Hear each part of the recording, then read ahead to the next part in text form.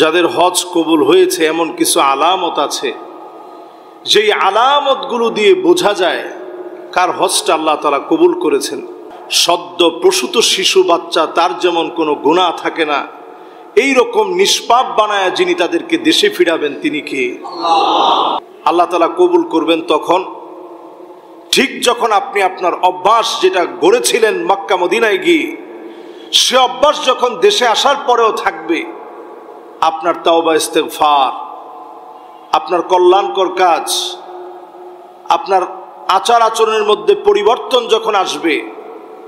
আগে মানুষকে গালিগালাজ করতেন, কষ্ট দিতেন, এখন মানুষের সঙ্গে সুন্দর আমল করেন, সুন্দর আখলাক দেখান।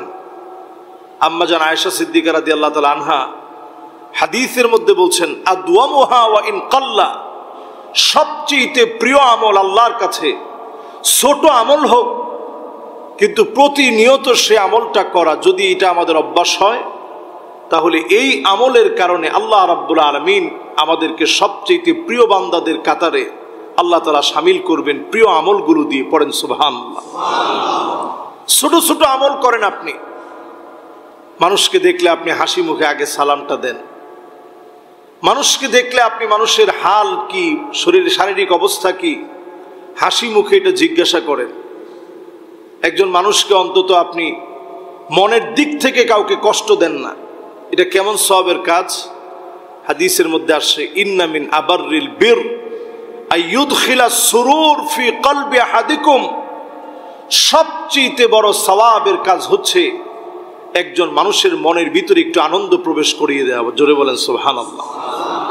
এটা রিকশাওয়ালা, রিকশার মধ্যে আপনি চললেন, নির্দিষ্ট জায়গায় আসলেন, তার সাথে যেই টাকা আপনার কন্ট্রাক্ট ছিল, পুরা টাকাটা দেওয়ার পর পারলে যদি আপনার সাধ্যে কুলায় আপনি 5টা টাকা বাড়িয়ে দিয়ে বললেন যে ভাই নামাজটা পড়বা।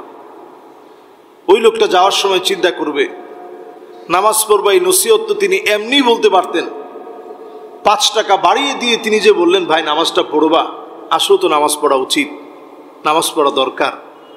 এই যে তার মন থেকে আপনার জন্য একটা দোয়া আসবে, ওই দিনের সবচেয়ে সওয়াবের কাজ হিসেবে আল্লাহ এটাকে গণ্য করে দেবে। সুবহানাল্লাহ। এই জন্য যারা আমরা হজ থেকে আসি, যারা আল্লাহর ঘর দেখে আসি, যারা উমরা করতে যাই, আমার কারণে যেন কোনো হাজী সাহেবকে মানুষ গালি দিতে না পারে। অনেক সময় আমরা বলি যে লোকটা হজ করলে হবে কি, হাজি আরো বেশি বাজি। নাউজুবিল্লাহ বলেন। এই যে আপনি হাজি আরো বেশি বাজি বললেন, আপনি মারাত্মক একটা অন্যায় করলেন। একজন হাজী সাহেবের সাথে আপনি পাজি লাগাতে পারেন না, আবার হাজী সাহেব নিজেও তার নামের মধ্যে হাজি লাগাতে পারে না। আমাদের বাঙালিদের অভ্যাসের মধ্যে এমন কিছু অভ্যাস আছে, যেই বছর প্রথম উমরা হজ করতে গেলাম, হজে যাওয়ার পর জামারায় যখন পাথর নিক্ষেপ করতে যাব, আমি আমার সঙ্গী যারা ছিল, এদের বাহিরেও যারা অন্যান্য তাবুতে ছিল, সবাই তখন আমাকে ডেকে ডেকে নিত যে হুজুর কিছু নিয়ম কানুন বলেন। তো সবারই বলতেছি যে এখন আর কোনো সমালোচনা করেন না, আলহামদুলিল্লাহ হজের কার্যক্রম একেবারে শেষের দিকে। তো আমার বলতেছে হুজুর এখন কোথায় যেতে হবে? বললাম এখন পাথর নিক্ষেপ করতে যেতে হবে। বলতেছে হুজুর পাথর নিক্ষেপ করতে দূরে যাওয়া দরকার নেই, যেই মুআল্লিম আমাদেরকে আনছে তার মাথায় পাথর মারলে আল্লাহ বেশি খুশি হবে। তো চিন্তা করেন, আপনি ইহরামের পোশাক পরার পরে যদি আপনি এই কথা বলেন, মুআল্লিমের মাথায় যদি পাথর মারে তাহলে হুজুর আল্লাহ বেশি খুশি হবে, এত দূরে গিয়ে পাথর মারার দরকার নেই। এই একখান কথার কারণে আপনার হজ ত্রুটিপূর্ণ হয়ে যাবে। প্রিয় ভাইয়েরা আমার, যারা আমরা এখন এই মুহূর্তে কথাগুলো শুনছি, প্রত্যেকে আসুন আমলের মধ্যে একটা পরিবর্তন আনি। আমরা নিজেরা নিজেদের ইহতিসাব করি। হাসিবু ক্বাবলান তুহাসাবু, নিজেকে হিসাবের কাঠগড়ায় দাঁড় করিয়ে প্রতিনিয়ত আপনি হিসাব করেন, আমার কয়টা গুনাহ আছে, আমি কয়টা অন্যায় করেছি। যদি এইভাবে করে চিন্তা আমরা করতে পারি, আপনি শুধুমাত্র সওয়াবের কাজ করেন নাই। নবীজি বলছেন, ইদা সাররাতকা হাসানাতুক ওয়া সাআতকা সাইয়্যাতুক ফাআনতা মুমিন।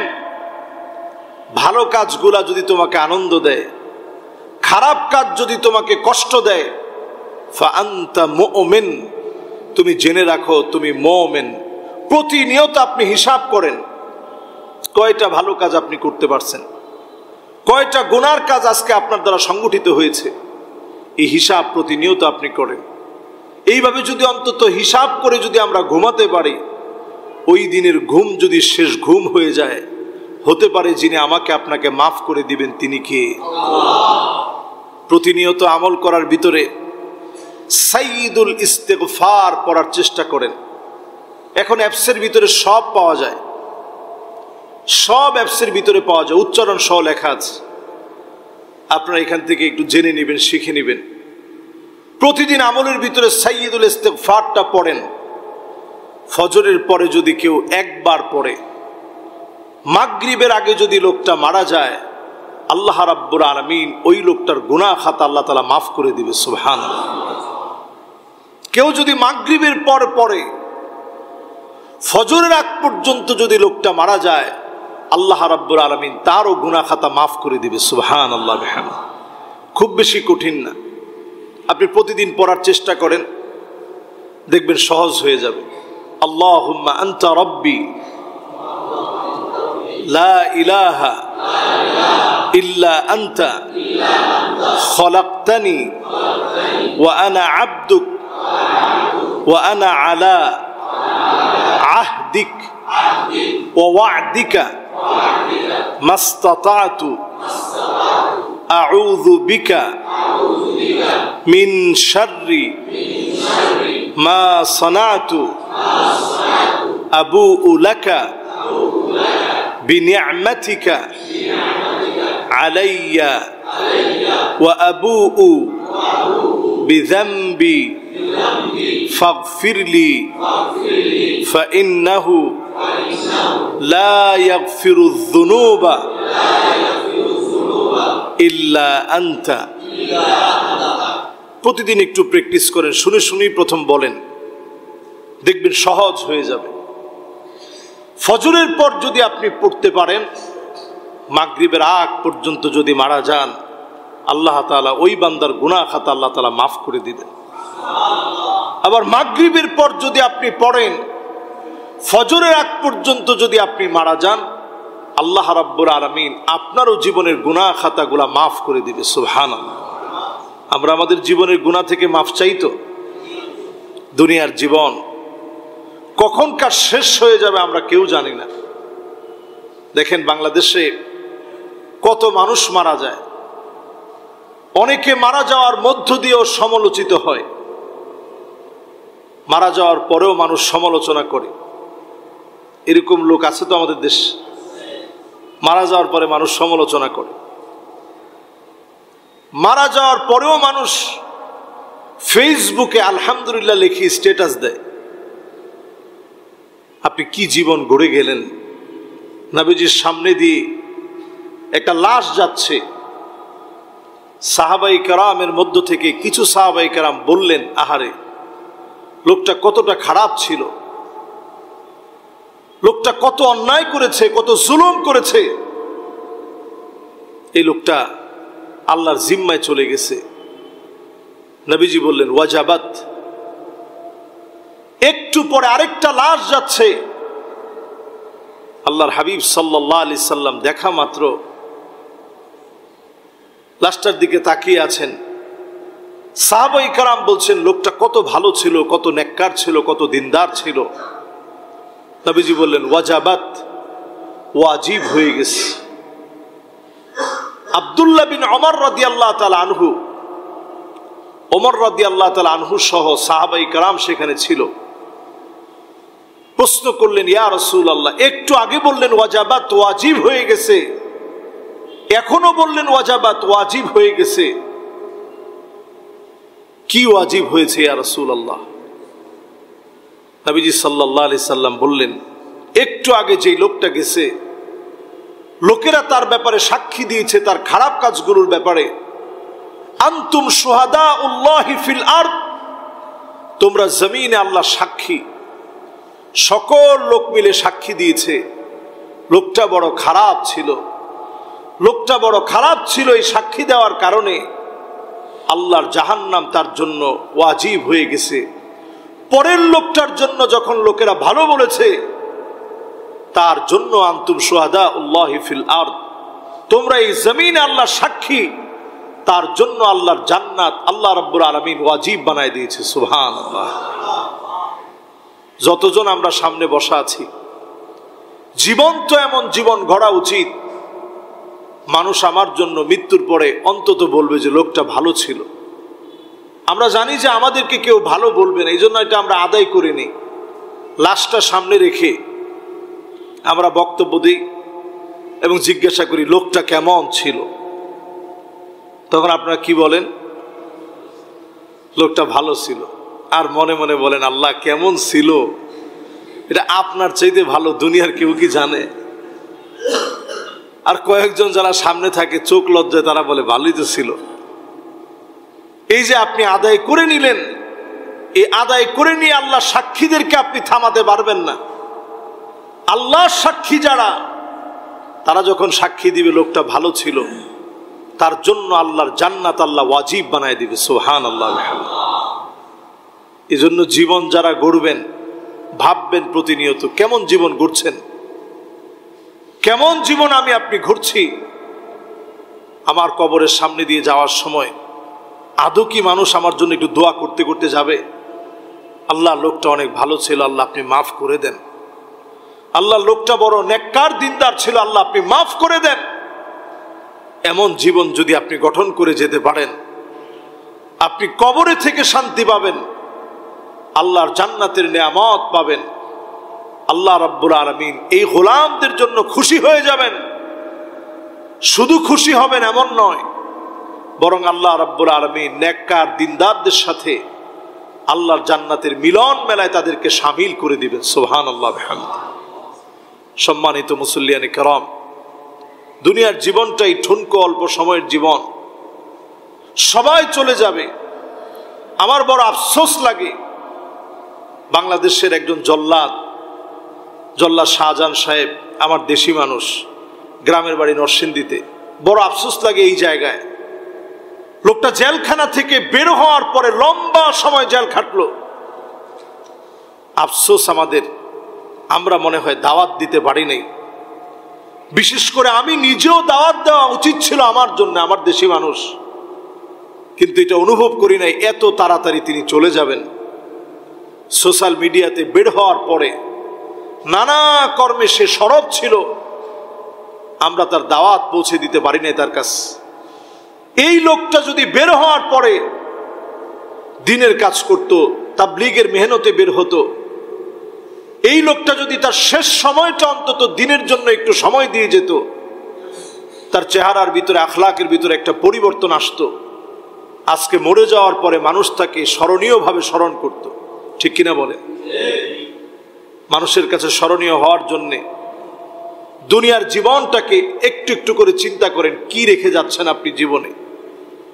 এই দুনিয়ার জীবনে আপনি অনেক কিছু রেখে গেলেন, আখলাক আপনি রেখে যেতে পারেন নাই। পরিশেষে মানুষ আপনার কবরের সামনে দিয়ে যাবে আর আফসোস করবে, আহারে লোকটা কত খারাপ ছিল, কত বদমাইশ ছিল, নির্লজ্জ বেহায়া ছিল। আপনার জন্য মানুষ দোয়া করবে না। জীবনটাকে গঠন করেন ইবাদতের মধ্য দিয়ে। আমরা সবাই দুনিয়া থেকে চলে যাব, এই যাওয়ার আগে এই সময়টাকে ইবাদতের মধ্যে কাটান। আখিরুজ জামান, শেষ জামানার এই সময় মানুষের ভিতরে যখন কুরুচি বেড়ে যাবে, মানুষের মধ্যে যখন ইবাদতের মানসিকতা কমে যাবে, শিক্ষাঙ্গন যখন শিক্ষাহীন হয়ে পড়বে, প্রত্যেকটা জায়গায় যখন আপনি নৈতিকতার অভাব দেখবেন, দুর্নীতি দেখবেন, এই সময়টা বড় ভয়াবহ কাটবে। এই সময়ের ভিতরে ঈমান রাখা এত কঠিন হবে, আগুন হাতের ভিতরে রাখা যত কঠিন হবে, এর চেয়ে বেশি ঈমান রাখা কঠিন হবে। আল্লাহর হাবিব বললেন, খামসুন, এই সময়ে যারা ঈমান নিয়ে থাকবে 50 জনের সমান মর্যাদা আল্লাহ তাআলা দান করে দিবে। সুবহানাল্লাহ। সাহাবায়ে কেরাম প্রশ্ন করলেন, খামসুনা মিনহুম, 50 জন কি তাদের 50 জনের সমান? আল্লাহ রাসূল বললেন, না, তাদের 50 জন নয়, তোমাদের 50 জন সাহাবীর যে মর্যাদা, যে সম্মান আল্লাহ তাআলা দিয়েছেন, আখিরুজ জামানে ঈমান নিয়ে যারা থাকবে আল্লাহ পাক 50 জন সাহাবীর মর্যাদা দান করে দিবে। সুবহানাল্লাহ। স্বাভাবিক কথা না, সাধারণ কথা নয়। আখিরুজ জামানে ঈমান নিয়ে টিকে থাকা, মানুষ যখন নিজেদেরকে নির্লজ্জ বেহায়া প্রমাণ করার জন্য ব্যস্ত হয়ে পড়েছে, এই সময় একটু আখিরাত নিয়ে ভাবা। আপনার বয়স হয়ে গিয়েছে, আপনি আখিরাত নিয়ে ভাবেন।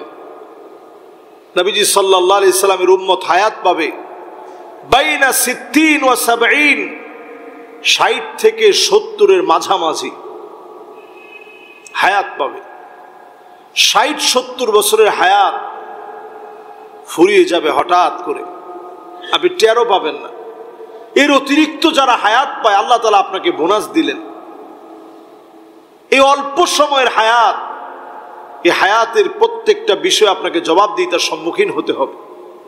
লাতুসআলুন্না ইয়াউমাইযিন আনিন নাঈম, যত নিয়ামত আপনি পেয়েছেন সব নিয়ামতের ব্যাপারে জিজ্ঞাসিত হতে হবে। অধিক পরিমাণ মোবাইল দেখে যদি আপনি আপনার চোখকে নষ্ট করেন, এই চোখের ব্যাপারে আল্লাহর আদালতে জবাব দেওয়া লাগবে। আপনি মনে করেন না যে চোখের জবাব আল্লাহ নিবে না। ক্ষতিকর কোনো ড্রাগ খেয়ে খেয়ে আপনি আপনার কিডনিটাকে বিকল করে ফেললেন, হার্টটাকে ফেল করে ফেললেন। অধিক চিন্তা করে করে ভবিষ্যৎ আরো কিভাবে সাজাবেন, ব্রেইন স্ট্রোক করলেন। নির্দিষ্ট সময় না ঘুমিয়ে সারা রাত জেগে থাকলেন, সকাল হলে আপনি ঘুমালেন। এরকম অভ্যাস করে করে আপনি আপনার শরীরটাকে নষ্ট করলেন। এরকম যারা করবেন আল্লাহর আদালতে জিজ্ঞাসিত হতে হবে। এই সব দিয়েছেন কে? সুস্থ সুন্দরভাবে আপনাকে আল্লাহ তাআলা বানিয়েছেন। এই সব ব্যাপারে আল্লাহর কাছে জিজ্ঞাসিত হতে হবে। আল্লাহর আদালতে সেদিন সম্মানিত হবে আল্লাহর এমন কিছু গোলাম, দুনিয়ার জীবনে যারা নিজেদেরকে ব্যতিক্রম বানিয়েছে। আত-তাইবুনাল আবিদুনাল হামিদুন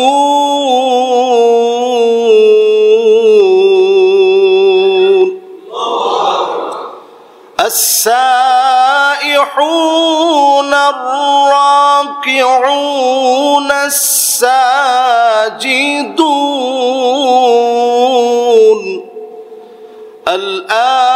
الآمرون بالمعروف والناهون عن المنكر والحافظون لحدود الله وبشر المؤمنين।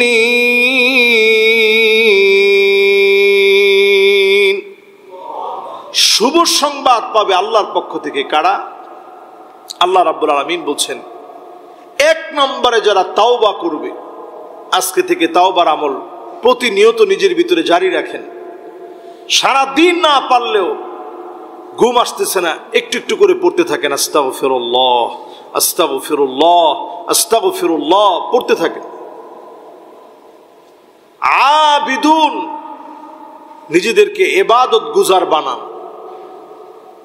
শুধুমাত্র নামাজ, রোজা, হজ, যাকাত ইবাদত নয়, ইবাদত অনেক বড়। আপনি যেই কাজটা করবেন আল্লাহ সন্তুষ্টির জন্য করেন। রাস্তা থেকে একটা কষ্টদায়ক বস্তু সরিয়ে দেন, ইমাতাতুল আযা আনিত তরিক, এটা শুধু ইবাদত না, বড় মাপের ইবাদত আপনি করলেন। সুবহানাল্লাহ বিহামদিহি। এরকম আপনি ইবাদতগুলা করেন। এরপর আপনার আমার কাজ হচ্ছে আল্লাহর জন্য প্রশংসাকারী হন।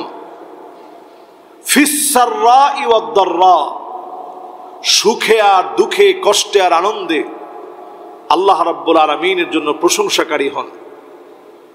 সুখে দুঃখে যদি প্রশংসা করতে শিখেন, আল্লাহর জান্নাতের অন্য কোনো কাতারে নয়, 120 কাতারের ভিতরে জান্নাতের প্রথম কাতারের মেহমান আল্লাহ আপনাকে বানায় দিবে। সুবহানাল্লাহ। এরপর আপনার আমার আমল হচ্ছে আস-সাইহুন, রোজা রাখবেন। আল্লাহর জন্য রোজা রাখা শিখেন। এই যে এখন যে সময়টাতে আমরা আছি, সোমবার বৃহস্পতিবারে রোজা রাখার চেষ্টা করেন। আরবি মাসসমূহের মধ্য থেকে প্রত্যেক মাসে 13, 14, 15-তে রোজা রাখার চেষ্টা করেন। এরপর আপনার আমার আমল হচ্ছে আর রাকিউনা সাজিদুন, রুকুকারী হন, সেজদা অবনত হন। আমাদের দেশে দেখবেন নতুন করে একটা, শুধু আমাদের দেশে না সারা পৃথিবীতে একটা ট্রেন্ড চালু হয়েছে। আমরা খুশি হলেই এখন সেজদা দিয়ে ফেলি। এটা ক্রিকেটের মাঠ হোক আর ফুটবলের মাঠ হোক, যে কোনো জায়গায় হোক, গোল একটা দিতে পারছে, এখন আমরা সেজদা দিয়ে ফেলি। মুসলমান এখন এটা খুব ভালোভাবে লুফে নিয়েছে। মুসলমান শুধু সেজদা অবনত হয় না, আর রাকিউনা সাজিদুন, রুকু করে তারপরে সেজদা অবনত হয়। পড়েন আল্লাহু আকবার। অন্যান্য ধর্মাবলম্বীরা শুধু সেজদা অবনত হয়। কথা বুঝতেছেন? আপনারা হিন্দুদেরকে দেখবেন বাবা সানুদার সামনে, হিন্দুদের বড় বড় বাবাদের সামনে তারা দেখবেন পায়ের নিচে সেজদা অবনত হয়, কিন্তু রুকু কেউ করে না। অন্যান্য ধর্মাবলম্বীরা সেজদা অবনত হয়, রুকু করে না। এজন্য একজন মুসলিম তার কাজ হচ্ছে আর রাকিউনা সাজিদুন, রুকুও করবে সেজদাও দিবে। পড়েন আল্লাহু আকবার। দুইটা কাজই করবে। এই দুইটা কাজ আপনারা করবেন। রুকু সেজদা আল্লাহর জন্য যারা করবে, এরপরে আল্লাহ রাব্বুল আলামিন বলছেন আর রাকিউনা সাজিদুনের পরে আল আমিরুনা বিল মারুফ ওয়ান নাহুনা আনিল মুনকার, সৎ কাজের আদেশ দিবে, অসৎ কাজ থেকে মানুষকে নিষেধ করবে। বলেন তো কিসের আদেশ? সৎ কাজের আদেশ, অসৎ কাজের নিষেধ। এখন এটা কি আমাদের সমাজে দেওয়া সহজ না কঠিন? মুরব্বীরা একটু জোর গলায় বলছে যে হুজুর কঠিন, এবং যারা বলছে এখানে অধিকাংশ লোক কিন্তু বাড়িওয়ালা। আমাদের দ্বিতীয় তলায় যারা বসে, বাড়িওয়ালারাই বেশি দ্বিতীয় তলায় বসেন, আগে ভাগে ওনারা আসেন। বর্তমান সময়ে এটা কঠিন হয়ে গেছে। কারণ কি? মুরব্বীদেরকে এখন মানুষ সম্মান করে না, ঠিক কিনা বলেন? এটা নবীজির উম্মতের আলামত নয়। আপনি মুরব্বীদেরকে সম্মান দিবেন না, এটা নবীজির উম্মতের আলামত নয়। আবার ছোটদেরকে আপনি আদর করবেন না, এটাও নবীজির সুন্নতের আলামত নয়। উম্মত হওয়ার জন্য বড়দেরকে যেমন সম্মান, ছোটদেরকে ঠিক তেমন স্নেহ লাগবে। এই দুইটার মধ্য দিয়ে নবীজির উম্মত হওয়া যায়। সৎ কাজের আদেশ, অসৎ কাজের নিষেধ কে কিভাবে করবে? আমি আজকের জুমা থেকে যে কথাগুলো বলছি, সৎ কাজের আদেশ, অসৎ কাজের নিষেধ, জুমার এই আলোচনা থেকে আমরা বলার চেষ্টা করছি। এটা একটা আদেশ নিষেধ নসিহার মধ্য দিয়ে আমরা প্রকাশ করছি। এটা একটা মাধ্যম, লেখনী একটা মাধ্যম। ইউটিউবে যারা ভিডিও করে ছাড়ছে অপসংস্কৃতির বিরুদ্ধে, এটাও একটা লড়াই, এটাও একটা মাধ্যম। আরেকটা মাধ্যম হচ্ছে সরকারের হাতে। কাদের হাতে? সরকারের হাতে। ধরুন আপনি আমাদের মুগদায় যে কোনো একটা জায়গায় মদ খাইতেছি কিছু কিশোর, ইয়ং জেনারেশন অথবা মাঝ বয়সী, তাহলে ইয়ংরা ভাববে যে হুজুর শুধু খালি ইয়ংদের কথা বলছে। এরকম কোন কিশোর গ্যাং অথবা যে কেউ মদ পান করছে, 10 জনের একটা টিম মিলে মদ পান করছে।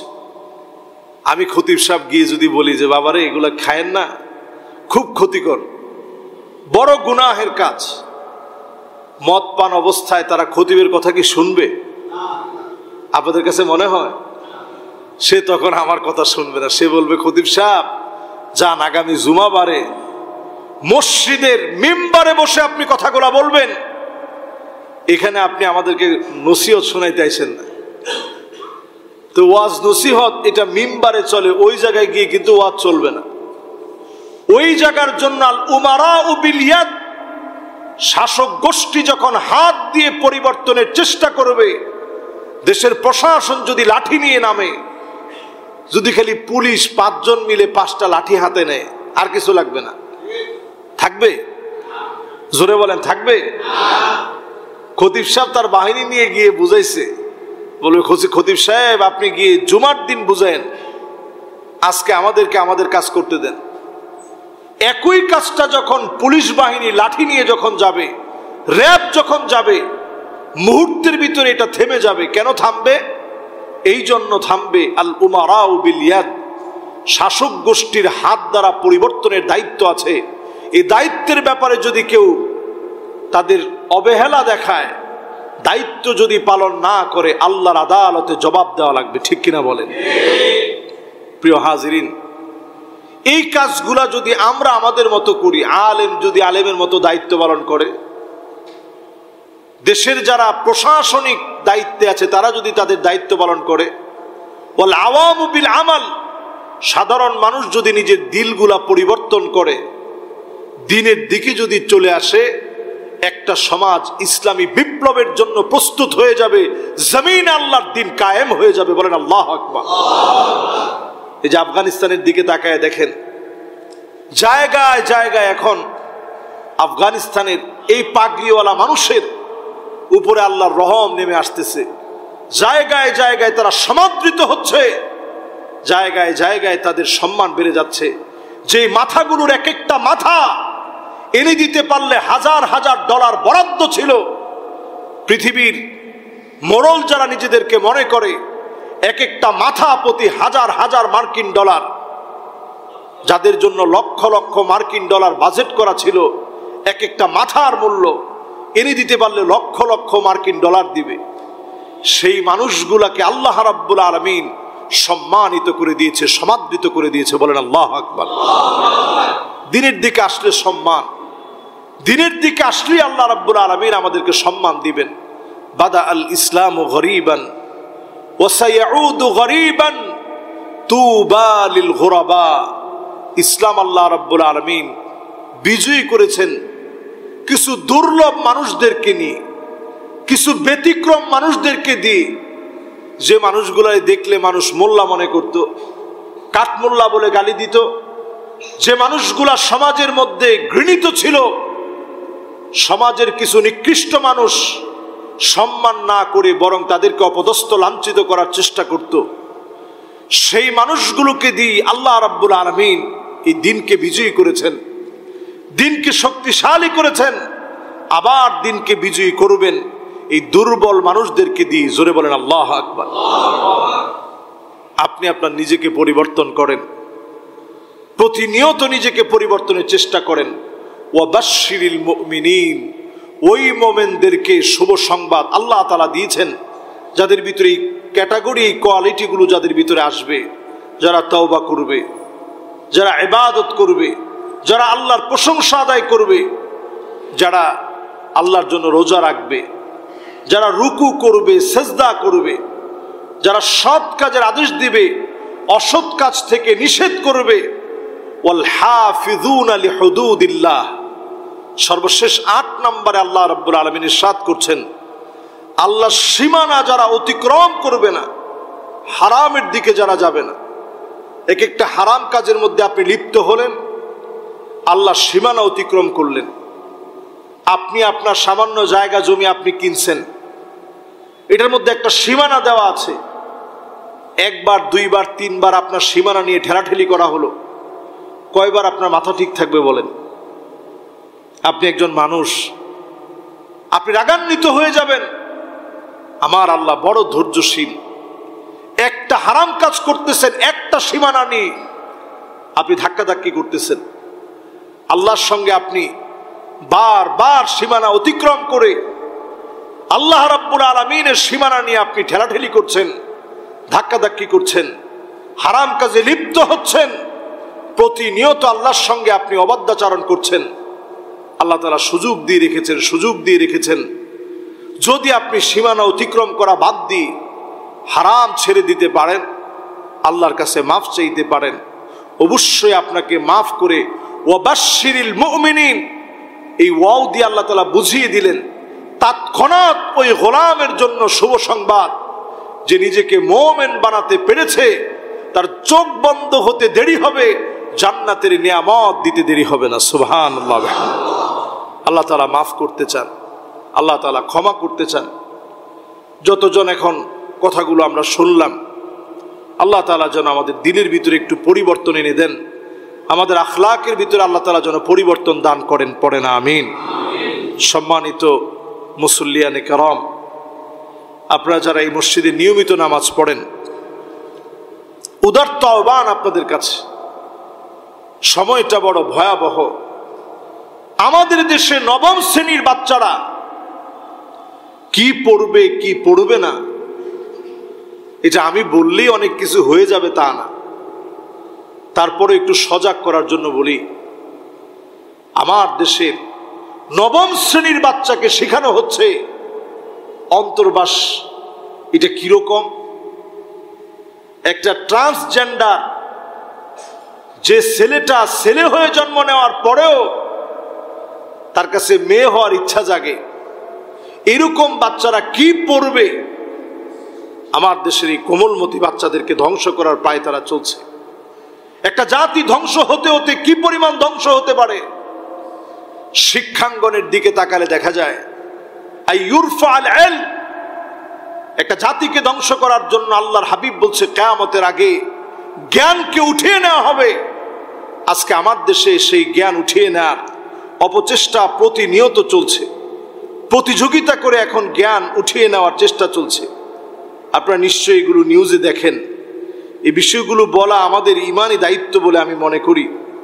ইমানি দায়িত্ব বোধ থেকেই এই বিষয়গুলো বলা আমি দায়িত্ব মনে করি। সে দায়িত্ব থেকে এ কথাগুলো যদি না বলি, কেমন যেন আমাদের বাচ্চাদেরকে আমরা ধরে রাখতে পারবো না। আজকে আপনি ইউরোপের দিকে তাকায় দেখেন,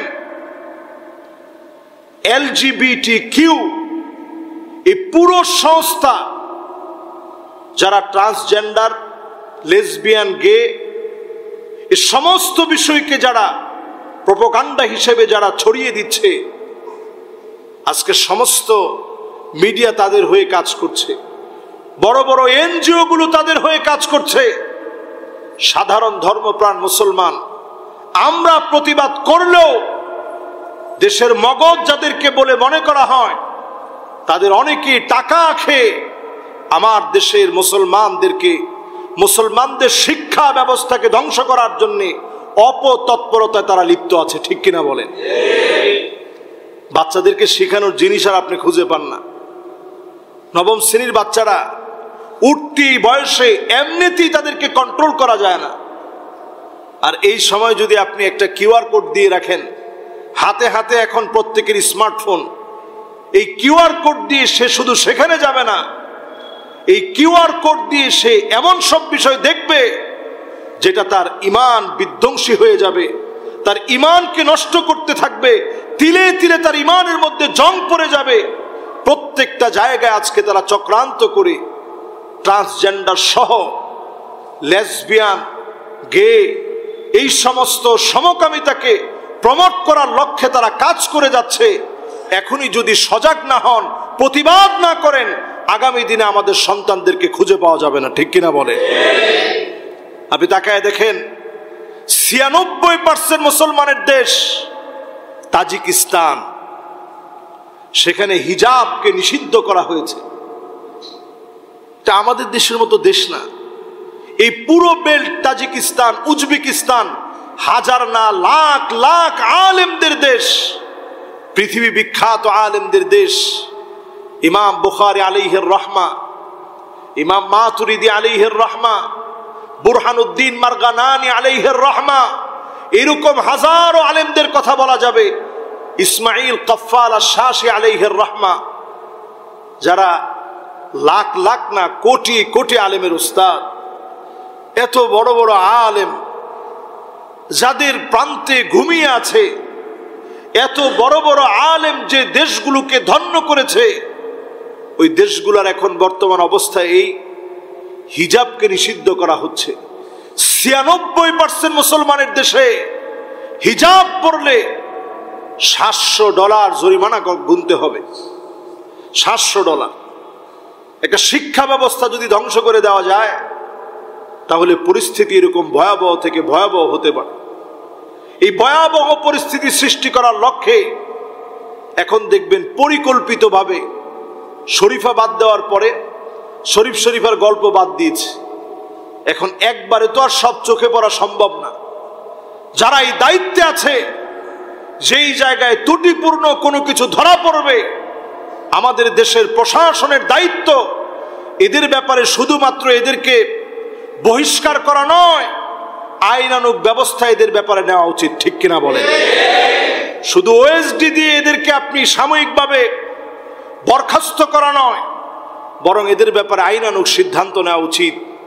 যারা আমাদের এই জাতির ভিতরে আত্মা ও শাহওয়ানি ছোট্ট ছোট্ট বাচ্চার ভিতরে যৌন সুশ্রুরিকে যারা জাগ্রত করছে, শিক্ষা ব্যবস্থাকে যারা ধ্বংস করে দিচ্ছে, এদের ব্যাপারে সিদ্ধান্ত নেওয়া সময়ের দাবি। এটা কিন্তু গুটি কয়েক লোক যারা ঘাপটি মেরে বসে আছে, গুটি কয়েক লোক। খুব বেশি লোকেরা কিন্তু এই জাতীয় খারাপ দুষ্ট চিন্তা করে না। এই দুষ্ট বুদ্ধির লোকেরা খুব অল্প। এদের ব্যাপারে যদি আমরা প্রত্যেকটা মহলে প্রতিবাদ করি, হতে পারে এই প্রতিবাদের কারণে যেইভাবে শরীফার গল্প যেইভাবে করে প্রতিবাদের মুখে অবাঞ্ছিত ঘোষণা হয়েছে, বাংলাদেশ থেকে যেইভাবে আমরা দেখেছি কোককে বয়কট করা হয়েছে, যেইভাবে আমরা দেখেছি বাংলাদেশে ডারউইনের তথ্য বানর তথ্যকে বয়কট করা হয়েছে, এই বিষয়ে যদি আমরা জাগ্রত হই, আমার শিক্ষা ব্যবস্থা আমি সাজাবো, আমার টাকার শিক্ষা ব্যবস্থা আমার কথায় সাজবে। ইসলামকে বৃদ্ধাঙ্গুলি দেখে যদি একটি অধ্যায় রচনা করা হয়, এটা মুসলমানের শিক্ষা ব্যবস্থা হতে পারে না। ঠিক কিনা বলে?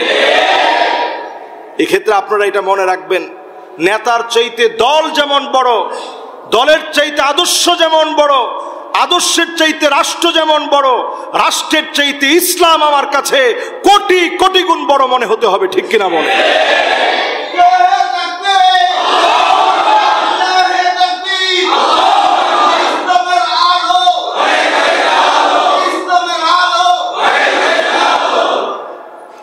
প্রত্যেকটা মুমিনের হৃদয়ে এই বিষয়গুলো কষ্ট লাগে। আপনি দেখবেন ইউরোপের দিকে তাকিয়ে কত সন্তান এমন ভাবে হারিয়ে যাচ্ছে। একজন বাবার সামনে একটা সন্তানকে আনা হয়েছে, যে সন্তান তার জেন্ডার পরিবর্তন করেছে, যে সন্তান ছেলে থেকে মেয়ে হয়ে গেছে, যেখানে বাপ যে দেশে সন্তানকে কিছুই বলতে পারে না, ওই দেশের ভিতরে এমন সন্তানকে দেখে বাপ হাওমাও করে কেঁদে ফেলেছে। বাপ যেন নির্বাক হয়ে গেছে যে আমি এই সন্তানের ব্যাপারে কি বলবো, এই সন্তান কেন দুনিয়া আসছিল, আজকে এই সন্তান কেমন করে ছেলে থেকে মেয়ে হয়ে গেছে। তারা এই প্ল্যান প্রোগ্রাম একদিনের জন্য সাজায় নাই, তারা পৃথিবীব্যাপী মুসলমানদের উপর একটা আগ্রাসন চালাবে। কেন তারা এটা হাতে নিয়েছে? কারণ মুসলিম দেশগুলো এতদিন পরে বুঝতে শিখেছে যে শুধু ডলারের বিনিময়ে তেলের লেনদেন এখন বন্ধ করতে হবে।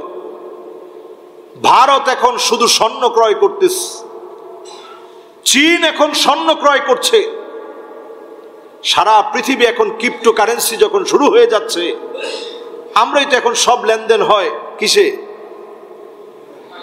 মোবাইলে। কিসে? সব অনলাইনে। এবং আমরা এখন বলি ক্যাশে দরকার নেই ভাই, বিকাশে দেন। ক্যাশে দরকার নেই, কিসে দেন? সবাই যখন আমরা ধাবিত হচ্ছে এই দিকে, সময়টা ভয়াবহতার দিকে যাচ্ছে। ঠিক এই সময়ে এসে এই কথাগুলো বললে আপনাদের কাছে কঠিন মনে হবে। আপনারা মনে করবেন যে বলে কি হুজুর। এই বর্তমান সময়ে যখন রাশিয়া আর ইউক্রেনের যুদ্ধ চলছে, এই সময়ে এসে সৌদি আরব এই চুক্তি দীর্ঘদিন ধরে চলতেছিল, ডলার দিবে, তেল নিবে, তাদের ব্যাংকে টাকা জমে থাকবে। আমাদের এখানে মজুদ আছে, বিশ্ব ব্যাংকে টাকা মজুদ আছে, অর্ধেক দিবে অথবা 3/1 দিবে, বেশিটা থেকে যাবে। এই লেনদেন এতদিন পরে আরবের মোড়লদের মাথায় ঢুকছে যে এই কাগজ নিয়ে আল্লাহর দেওয়া সম্পদ কেমন করে ধ্বংস করে দিচ্ছি। এতদিন পরে এসে এখন ভাবতে শিখেছে। এখন আমাদের টাকা দিয়ে আমাদেরকে মারতেছে। এখন তারা সিদ্ধান্ত নিয়েছে না, এখন আর শুধু ডলার দিয়ে না, অন্যান্য মুদ্রাগুলো আমাদের হাতে আনতে হবে। অন্যান্য মুদ্রাগুলো আমাদের লাগবে, শুধু ডলার না। ডলার দিয়ে কিছুদিন পরে এক একটা মুদ্রাস্ফীতি তৈরি করা হয়, একটা দেশকে তলিয়ে দেওয়া হয়। এই সুযোগ আর দেওয়া যাবে না। এখন মোটামুটি তারা জাগ্রত হচ্ছে। এইভাবে যদি মুসলমান জেগে উঠে প্রত্যেকটা সেক্টরে, ইনশাআল্লাহ বিজয় বেশি দিন বাকি না। অচিরেই যিনি মুসলমানদেরকে বিজয় দিবেন তিনি কে? প্রিয় হাজরিন, আমার দেশ, আমার সন্তান, আমার সমাজ, আমার রাষ্ট্রকে বাঁচানোর জন্য আমারও তো দায়িত্ব আছে। আমি একজন খতিব, আমার যেমন দায়িত্ব আছে, আপনি একজন মুসল্লি, আপনার দায়িত্ব আছে। এই সন্তানের জন্য একটা সময় মা বাপ কাঁদবে, শুধু দুনিয়ার জীবনে কাঁদে না, আখিরাতেও কাঁদবে। আল্লাহর আদালতে কেঁদে কেঁদে বলবে, ওয়াল্লাযীনা আমানু ওয়াত্তাবা'আতুহুম যুররিয়াতুহুম বিঈমান। আল্লাহ, কোথায় আমার ছেলে, কোথায় আমার মেয়ে? আল্লাহ, এত এত মানুষের ভিতরে তো এদেরকে দেখতেছি না। আলহাকনা বিহিম যুররিয়াতাহুম। আল্লাহ বলবেন, তার পরিবারকে একটু মিলিয়ে দাও, ছেলেটারে নিয়ে আসো, মেয়েটারে নিয়ে আসো। ছেলে মেয়েকে সেদিন বাপের সামনে নিয়ে আসা হবে, ফেল ফেল করে তাকায় দেখবে ছেলের গায়ে জাহান্নামের পোশাক পরা আছে।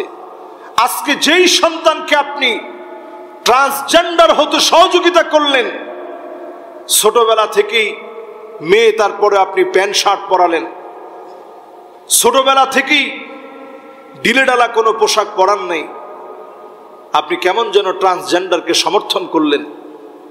কিয়ামতের দিন আল্লাহ রাব্বুল আলামিন কিছু মানুষের দিকে তাকাবেন না, কথা তো বলবেনই না, মালিক রাগান্বিত থাকবেন, দয়া দেখাবেন না। এরা কারা? এদের মধ্যে এক শ্রেণীর মানুষ হবে তারা, যেই সমস্ত মহিলারা আল মুতাশাব্বিহাত বিররিজাল, পুরুষের মতো পোশাক পরবে। আবার ওই পুরুষগুলা যারা নারীদের মতো পোশাক পরবে। পুরুষ নারীর মতো পোশাক পরা, নারী পুরুষের মতো পোশাক পরা আল্লাহ রাগান্বিত হওয়ার কারণ। আল্লাহ তাআলা সৃষ্টিগতভাবে যাকে যেভাবে সৃষ্টি করেছেন তার পোশাকের কিছু সৌন্দর্য আল্লাহ তাআলা দিয়েছেন। মহিলারা ঢিলেঢালা পোশাক পরবে, নিজেদেরকে আবৃত রাখবে, আর পুরুষদেরকে আল্লাহ রাব্বুল আলামিন এক ধরনের পোশাক দিয়েছেন, সেইভাবে পুরুষরা পোশাক পরবে। এই সৌন্দর্য যখন আপনি ভেঙে ফেলবেন, আল্লাহ রাব্বুল আলামিন আপনার উপর রাগান্বিত হবেন। সেদিন কথা বলবেন না, দয়া দেখাবেন না, মায়া দেখাবেন না। এজন্য আমার শিক্ষাঙ্গনে কে কিভাবে আমার শিক্ষাঙ্গন ধ্বংস করার ষড়যন্ত্র করছে, কাদের ফান্ডিং, কোন কোন বিদেশি এনজিও আমার দেশের শিক্ষাঙ্গন ধ্বংস করছে, এ সকল বিষয় নিয়ে সজাগ থাকা দরকার, ঠিক কিনা বলেন? সম্মানিত হাজিরিন, আল্লাহর রাস্তায় এই সময়ে দিনের বাহিরে যেন কখনো আপনি না চলেন। 5 ওয়াক্ত নামাজকে সবসময় সঙ্গী বানিয়ে নিয়ে নিজের আখলাকের মধ্যে পরিবর্তন আনেন। সন্তানদেরকে নিয়ে মাঝে মাঝে একটু বসার চেষ্টা করেন, সবার সামনে লজ্জা না দিয়ে একাগ্রে আপনার রুমে ডেকে নিয়ে বাচ্চার মাথায় হাত বুলিয়ে আদর করে নসিহত করেন। লোকমান আলাইহিস সালাতু ওয়াস সালাম যে নসিহতগুলো করেছিলেন, সূরা লোকমান থেকে পড়ে নেবেন নসিহত কিভাবে করতে হয়। ইয়া বুনাইয়া লা তুশরিক বিল্লাহ ইন্নাশ শিরকা লাযুলমুন আযীম। ও আমার প্রিয় বৎস, তুমি শিরিক করো না, শিরিক হচ্ছে সবচেয়ে বড় জুলম। এই যে নসিহত শুরু করছে, আগে আল্লাহর হকটা বোঝানোর চেষ্টা করছে, এরপর ওয়ালা তামশি ফিল আরদি মারাহা, অনেকগুলো নসিহত আছে, কয়েকটা যদি উল্লেখ করি। জমিনের মধ্যে অহংকার করে চলো না। ওয়ালা তুসাইর খাদ্দাকা লিন্নাস, মানুষের সামনে থেকে অহংকার নিয়ে তুমি তোমার মুখটাকে ঘুরিয়ে ফেলো না। এরকম আদর করে নসিহতগুলা যখন করলেন, সেই নসিহত আল্লাহর কাছে এত পছন্দ হয়ে গেছে, যুগ যুগ ধরে আল্লাহ রাব্বুল আলামিন ওই নসিহতগুলো আমাদেরকে স্মরণীয় করে রেখেছেন। আমরাও যেন সন্তানদেরকে নসিহত করি, আদর করে নসিহত করবেন। আল্লাহ রাব্বুল আলামিনের কাছে কামনা করি আজকের এই কথাগুলোর উপরে আল্লাহ পাক যেন আমাকে আপনাদের সবাইকে আমল করার তৌফিক দান করেন, পড়েন আমিন। আলোর পথে 24 24 ঘন্টা শুধু ইসলাম প্রচার।